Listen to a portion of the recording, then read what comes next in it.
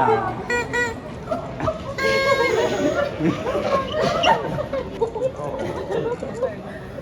God! Not here! Oh Jess!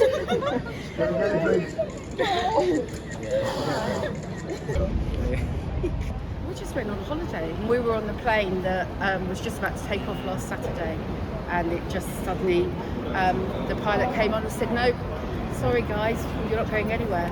So we went back to our hotel, which was opposite the Fairmont, and we were sitting having a very British cup of tea, and the shell went over and landed and shook everything, and we had to spend the rest of the night in the basement of the hotel.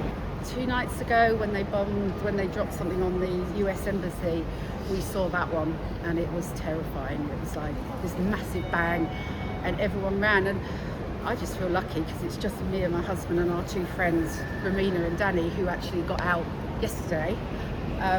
But there's so many people with kids, so many people with babies, and I mean, you know, my kids are grown up, so I'm all right. I don't, you know, but the thought of being somewhere like that with a baby was terrifying. I feel really sad for the basement. We were sort of making jokes, just trying to keep each other all happy, but there were people literally sobbing and shaking and really, really upset. The hotel that we're staying in, as of most hotels in Dubai, was full of glass, so it just all rattled.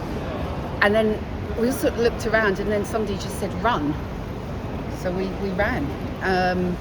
And at first, well, it was ridiculous. I said to somebody, "We need to get to the basement," but they said, "No, we're going to take you up." So they took us at first they took us into these conference rooms because they didn't have any windows, and I think that was their concern. They wanted to get us away from windows. So we went up into these conference rooms, and they were like little pods. So the 4 of us were in a conference room on our own, which felt horrible because you're thinking, well, the world's ending outside and we don't know. So, and then eventually they came and said, "We're moving you downstairs." And I said, "Well, yeah, it makes sense. You go down, don't go up." So we went downstairs under the in the basement, and that's where we stayed for about 10 hours. On Saturday, when stuff started happening in Dubai, we drove straight away to Muscat, and we stayed there.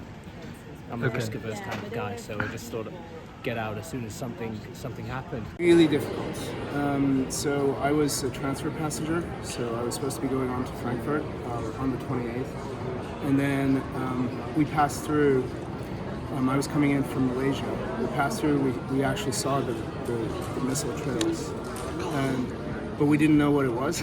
So we thought, like, oh, it's just planes, right? And that was really shocking when we actually landed and we found out that everything happened. And so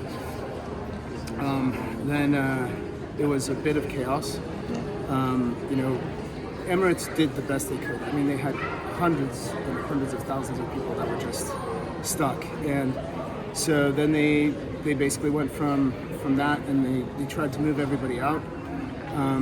I moved as quickly as possible out of the terminal building, which was good because about an hour later, I got hit. And then afterwards, I found a hotel, which was away from everything. People were really, really nice.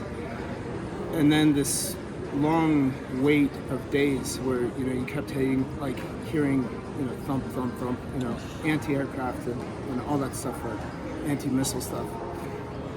And that was a little bit nerve-wracking. They definitely had a lot of drones coming over. I was not far from the beach, so I was in a good location. But then the frustration of getting the flights canceled, that was really difficult. And then the stress. And I know that people that are over there right now are feeling that because I haven't checked the news yet, so I'm pretty sure that it hasn't stopped. So, and this morning I just went directly to the airport, you know, even though I had a flight canceled, and thankfully there was a flight going to Dublin, and so I'm very happy to be here.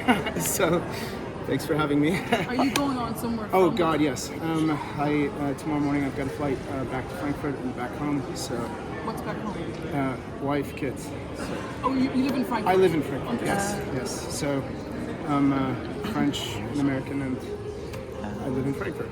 Really, really huge. Yeah. Yeah. Did you think you were going to A be bit stuck in emotional, Dubai? actually. Oh. Sorry. Oh. Did you think you were going to be trapped in Dubai longer?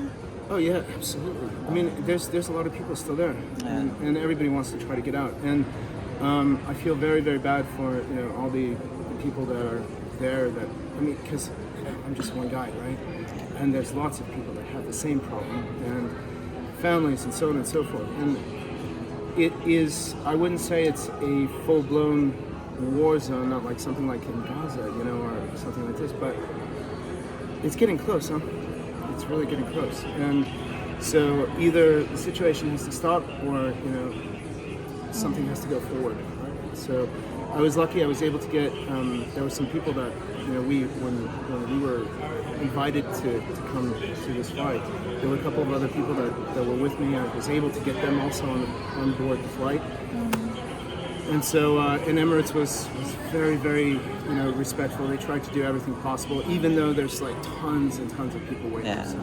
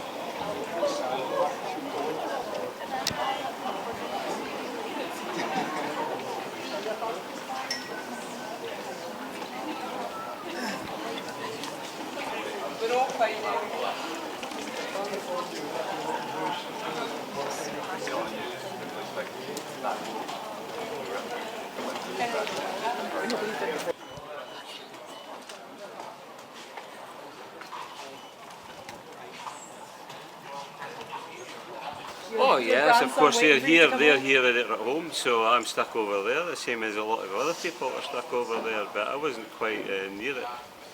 I was speaking to a couple on the flight that was stuck in a basement in a hotel, so they had to sleep in there. We were, in a way, quite lucky in that way because we didn't have to do that. How did you feel when you saw them coming out there? Yes, chuffed to bits. After bits, you just don't know how long it's got to take before you actually manage to get back. You know what I mean? So Is it good to be back on Scottish soil? it is. I can go watch football now. Anybody Do you know the Celtic score? It was 1-1 the last I looked. Oh, it was 1-1 when I heard that as well. So Saturday was obviously horrendous. Sunday we were all really on edge because you could still hear the explosions in the sky and things, and there'd been an explosion. We heard the airport explosion, and then these phone alerts that go off. So I think everybody had been woken up with those phone alerts, which was quite, oh my goodness. Yeah. We did sleep with our clothes on the first night. They'd built in the basement of the hotel, they'd made bunkers, in underground garages, so everyone slept with their clothes on and your grab bag with your passport and your phone was fully charged and stuff. Yeah, I think when it first hit for me was we were on the Palm and we were looking inland, our balcony looked inland, and a jet flew over, so I ran out to film it because I was following the jet, and there was just this massive explosion and I was like, what the hell was that? And then the Fairmont, basically the smoke plume went up in the sky and I was like, something's just hit that. Come up with all sorts of plans to drive there and just to be with her. I didn't like her being on her own, but the relief is just, I can't put it into words.